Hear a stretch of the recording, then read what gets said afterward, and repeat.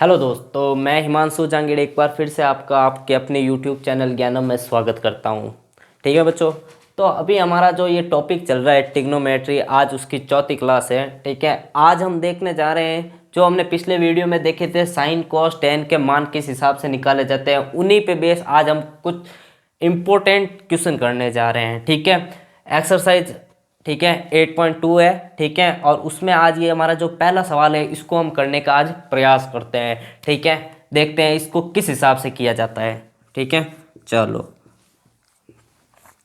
सबसे पहले साइन 60 दोस्तों, अगर हम इस सारणी में देखेंगे तो साइन 60 का मान कितना है, √3/2। ठीक है दोस्तों, √3/2।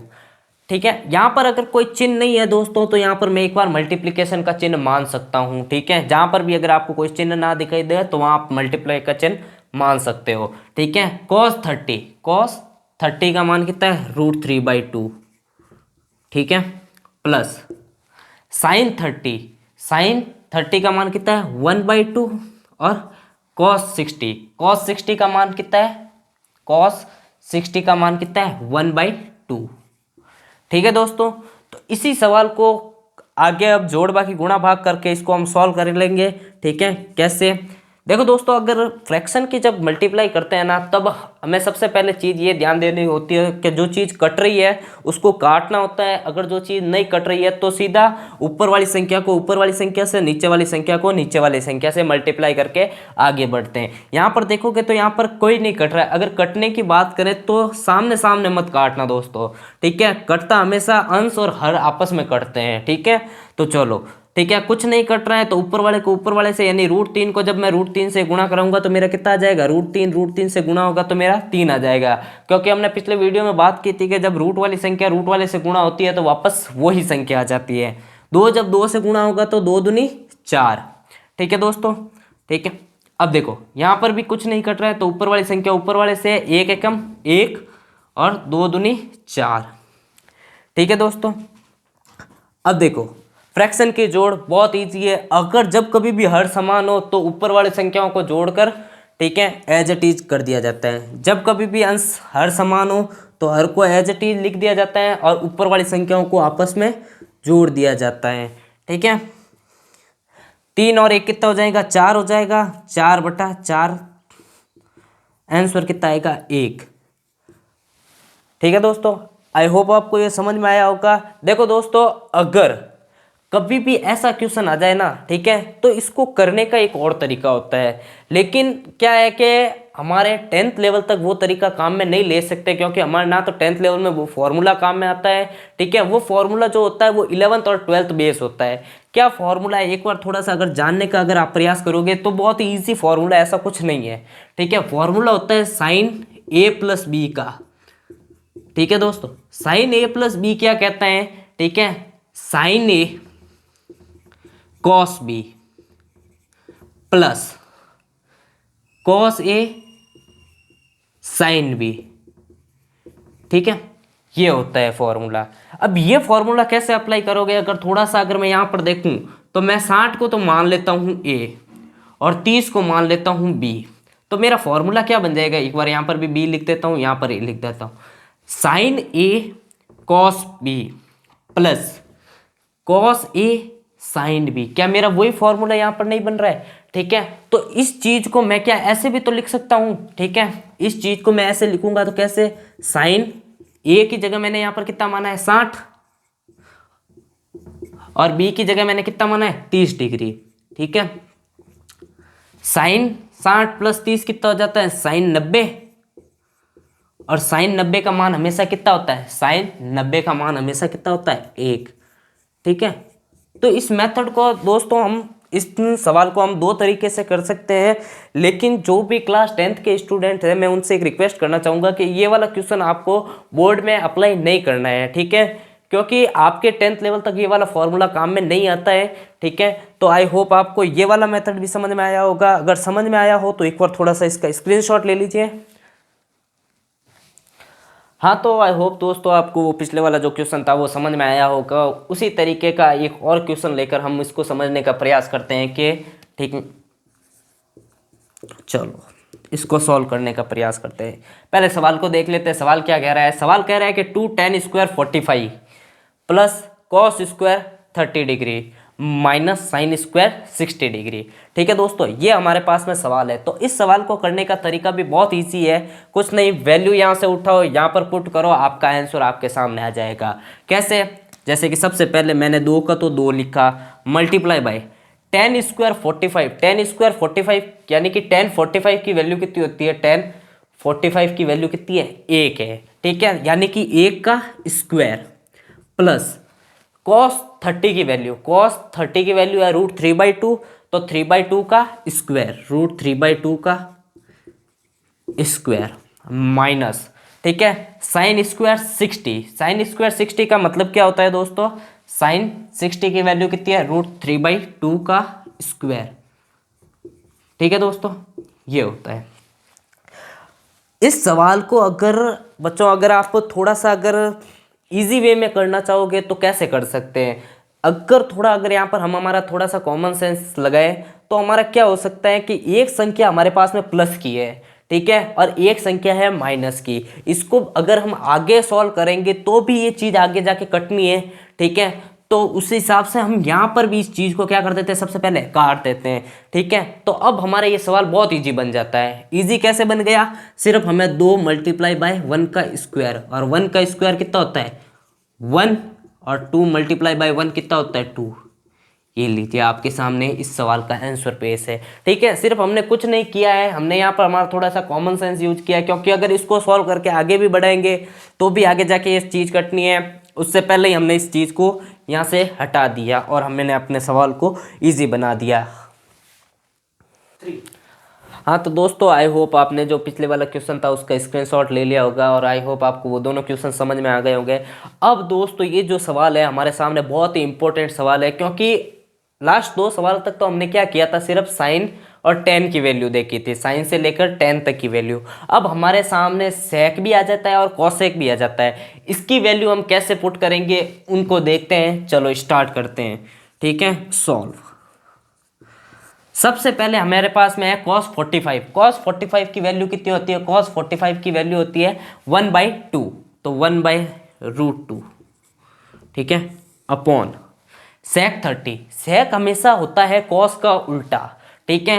cos 30 की वैल्यू अगर √3/2 है, ठीक है, तो sec 30 इसका उल्टा होगा। इसका उल्टा का मतलब 2/√3, ठीक है, प्लस cosec 30। cosec हमेशा होता है साइन का उल्टा। अगर साइन 30 की वैल्यू 1/2 है तो cosec 30 की वैल्यू हो जाएगी 2, ठीक है, 2/1 भी लिख सकते हैं, ठीक है। अब कुछ नहीं है, जोड़ बाकी गुणा भाग के छोटी क्लासों वाला काम है, वही करना है। 1/√2 का 1/√2 बटा, ठीक है, एलसीएम लिया तो मेरा आया √3, और 1 का एलसीएम लिया तो मेरा √3 आया, ठीक है। √3 का मैं √3 में भाग देता हूं तो एक बार भाग जाता है, और 1 जब ऊपर वाले 2 से गुणा होगा तो 1 मल्टीप्लाई बाय 2, ठीक है, 1 मल्टीप्लाई बाय 2 प्लस 1 का भाग √3 में। 1 का भाग चाहे किसी भी संख्या में 2, ठीक है, वापस वही संख्या आती है, तो √3 मल्टीप्लाई बाय 2, ठीक है। अब देखो, अब वही है, जोड़ बाकी गुणा भाग करते जा रहे हैं अभी हम, ठीक है। 1 2 से मल्टीप्लाई होगा तो 2 प्लस 2√3 बटा √3। दोस्तों हमारे सामने कभी भी ऐसी टर्म लिखी हुई आ जाए ना जिसमें हमारे पास में 2 फ्रैक्शन जो डिवाइडेशन में है, 2 फ्रैक्शन डिवाइडेशन में, तो उनको सॉल्व करने का एक तरीका होता है। क्या तरीका होता है? अगर मान लो मैं कोई 2 फ्रैक्शन ले लेता हूँ जिसमें एक फ्रैक्शन a/b है और दूसरी फ्रैक्शन जो है वो है c/d, ठीक है। अब इस फ्रैक्शन को हम सॉल्व कैसे करेंगे? ठीक है, तो हमेशा पहला जो टर्म होती है ना वो हमेशा चौथे टर्म से गुणा होती है, यानी कि a मल्टीप्लाई बाई डी, ठीक है, और सेकेंड टर्म जो होती है वो हमेशा थर्ड टर्म से मल्टीप्लाई होती है, ठीक है, तो b मल्टीप्लाई बाई सी। तो सेम वही तरीका हमें यहाँ पर लगाना है कि फर्स्ट टर्म को फोर्थ से, यानी कि एक जब एक को √3 से मल्टीप्लाई करवाना है तो 1 मल्टीप्लाई बाई √3, ठीक है, अपॉन ये second term multiply by third term, तो √2 मल्टीप्लिकेशन बाय 2 प्लस 2√3, ठीक है, आई होप यहाँ तक समझ में आया होगा। यहाँ तक आई थिंक किसी को कोई प्रॉब्लम नहीं है। ठीक है, एक बार इसको रफ कर लेते हैं। ठीक है, अब ठीक है, एक को किसी भी संख्या से गुणा कराते हैं तो वही आती है √2। जब इससे गुणा होगा तो 2√2 प्लस। अब देखो दोस्तों, यहाँ पर √2 जब भी किसी ऐसी संख्या से गुणा होता है जिसमें ऑलरेडी एक रूट की संख्या है, जैसे कि इसमें √3 है, तो सबसे पहले हमें यह ध्यान रखना है कि ये जो बाहर वाली रूट वाली संख्या है ना, वो रूट अंदर जो रूट वाली संख्या है ना उससे मल्टीप्लाई होगी। यानी कि हमें √3 और √2 को मल्टीप्लाई करवाना है, तो कितना आ जाएगा 2√6। ठीक है, तो 2√6 हमारा इसका ठीक है आंसर आ जाएगा। लेकिन दोस्तों, अगर आप यहाँ तक भी करते हो तो भी ये नहीं है कि आपका आंसर गलत हो जाएगा। ठीक है दोस्तों, अगर यहाँ तक करते हो तो भी आपका आंसर गलत नहीं है। लेकिन मैं एक बात कहना चाहता हूँ कि यहाँ तक आपका आंसर इनकम्प्लीट गिना जाता है। क्यों? क्योंकि एक हमारे पास में एक 9th क्लास में हम एक चीज़ पढ़ते हैं जिसको कहते हैं हम हरों का परिमेयकरण। ठीक है, वो चीज़ हमें यहाँ पर लागू करनी होती है। अगर वो लागू कर हम जब फाइनल आंसर लाते हैं तो वो हमारा फाइनल आंसर काउंट होता है। ठीक है, अब वो क्या चीज़ है हरों का परिमेयकरण, थोड़ा सा एक बार देखने का प्रयास करें। हरों का परिमेयकरण बेसिकली और कुछ चीज़ नहीं है। ठीक है, ये जो नीचे वाली हर में जो संख्या दे रखी होती है ना, उसका विपरीत चिन्ह से हमें ऊपर नीचे गुणा करवाना होता है और कुछ नहीं करना होता है। ठीक है, ऊपर नीचे कैसे गुणा कराओगे, मैं यहीं से स्टार्ट करता हूँ। ठीक है, जैसे मेरे पास में ये संख्या है, ये चीज मैंने यहाँ पर उतार दी। ठीक है, बस विपरीत चिन्ह लेना है। विपरीत चिन्ह का मतलब अगर यहाँ पर प्लस है तो मेरे को ऊपर नीचे माइनस वाली संख्याओं से गुणा करवाना होगा। ठीक है, ये लो, यहाँ तक आई होप आपको कोई प्रॉब्लम नहीं आई होगी। अब देखो, अभी भी वही चल रहा है काम हमारा जोड़ बाकी गुणा भाग वाला। ठीक है, अब देखो, सबसे पहले हमें इसको इस टर्म से गुणा करवाना है। मैंने अभी कहा था कि रूट की संख्या जब किसी ऐसी संख्या से गुणा हो जिसमें ऑलरेडी एक रूट की संख्या हो, तो रूट की संख्या को उसी रूट की संख्या से आपस में गुणा करवाना है। तो √3 जब 2√2 से गुणा होगा तो √3 मल्टीप्लाई बाय 2√2। इसमें रूट की ये वाली संख्या, इसको और इसको गुणा कराऊंगा तो 2√6 आंसर आ जाएगा मेरा।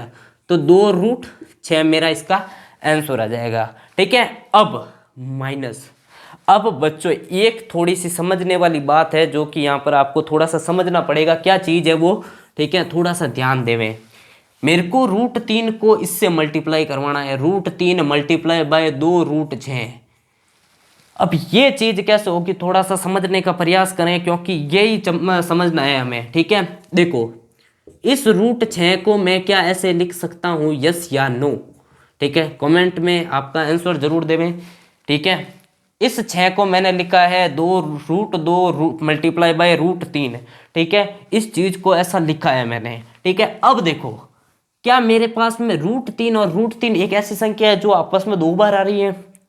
जब रूट और रूट आपस में आते हैं तो रूट वाली संख्या वापस उसके ऊपर से रूट हट जाता है और वही संख्या आ जाती है। तो यानी कि 3 हमारे सामने प्रस्तुत हो गया और लास्ट में एक शेष क्या बच गया हमारे पास में, √2 ही तो शेष बचा है। ठीक है, तो 2√2 को 3 से गुणा कराऊंगा तो 6 और √2 मेरा आंसर आ जाएगा। तो इस चीज़ को मैंने इससे जब मल्टीप्लाई करवाया तो मेरा आंसर आया 6√2। ठीक है, आई होप आपको ये चीज़ समझ में आई होगी। नहीं आई हो तो यहाँ पर मैंने आपको पूरा ये तरीके से करवाया हुआ है। अब देखो दोस्तों, यहाँ पर हमारे सामने एक चीज़ आती है। ठीक है, जब हम नीचे वाली संख्याओं को जब हम मल्टीप्लाई करवा रहे हैं ना, ठीक है, नीचे वाली संख्याओं को आप डायरेक्ट मल्टीप्लाई करवाना जाओगे तो बहुत लेंथी क्वेश्चन हो जाता है। ठीक है, उसी लेंथ को हम कम करने के लिए हमारे पास में एक सर्व समीकरण होती है जो कि हम बेसिकली जिसका यूज एलजेब्रा वाली टर्म में करेंगे। लेकिन मैं यहाँ पर आपको एक चीज़ बता देता हूँ। ठीक है, अगर एक टर्म होती है कि a+b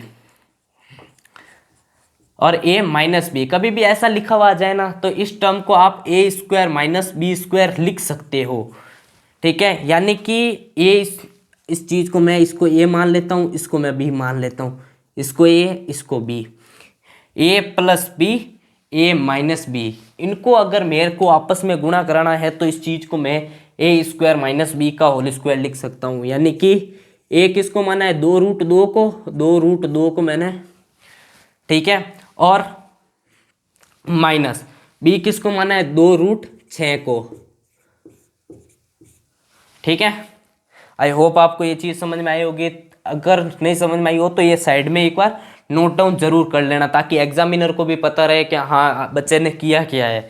ठीक है, अब बस कुछ नहीं करना है, इसको सॉल्व करते जाना है। ठीक है, 2√6 माइनस 6√2, 2√2 का स्क्वायर, इसको कैसे सॉल्व करेंगे, इधर देखें, 2√2 को 2√2 से गुणा करवाया। ठीक है, 2 दूनी 4, रूट वाली से गुणा होगी तो वापस वही संख्या, 4 दूनी 8, कितना आया मेरा 8 आया आंसर।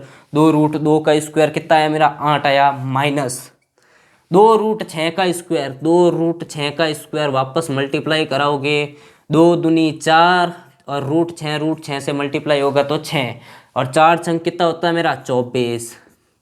ठीक है, तो कितना आ गया मेरा 24 आ गया। आई होप यहाँ तक आपको समझ में आया होगा क्वेश्चन।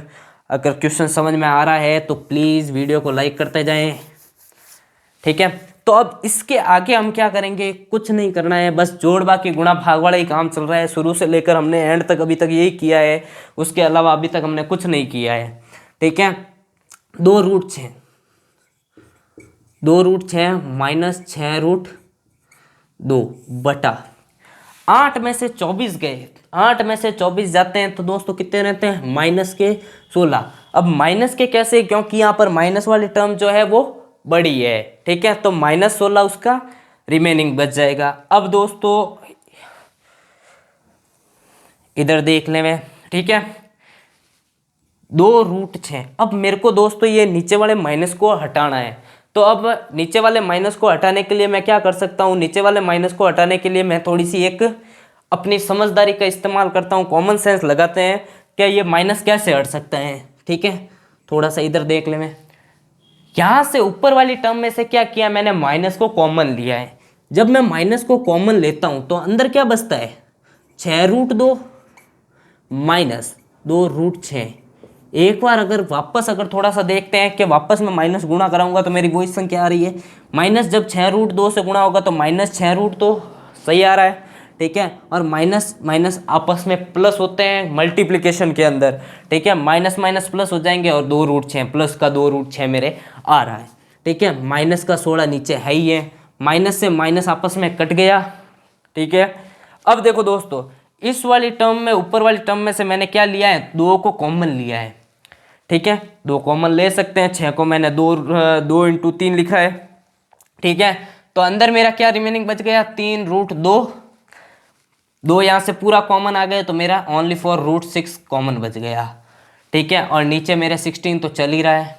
ठीक है, 2 × 16, तो फाइनली मेरा आंसर आपके सामने प्रस्तुत है ये। ठीक है दोस्तों, अगर यहां तक करते थे ना आप, तो आंसर मैं ये नहीं कहता कि बिल्कुल गलत है। ठीक है, उस मेथड को इनकम्प्लीट माना जाता है, क्योंकि हमारे पास में गणित में जब हरों के परिमेयकरण नाम की सुविधा है, उसका यूज करके हम आंसर ला सकते हैं। तो हमारे सामने इसीलिए वो मैंने इसको कहा था कि यहाँ तक इनकम्प्लीट आंसर है। ठीक है, एक बार इसका स्क्रीनशॉट ले लो। हाँ, तो दोस्तों आई होप आपको ये क्वेश्चन समझ में आया होगा। अगर समझ में आया हो तो प्लीज़ वीडियो को लाइक करें, चैनल को सब्सक्राइब करें। Thank you.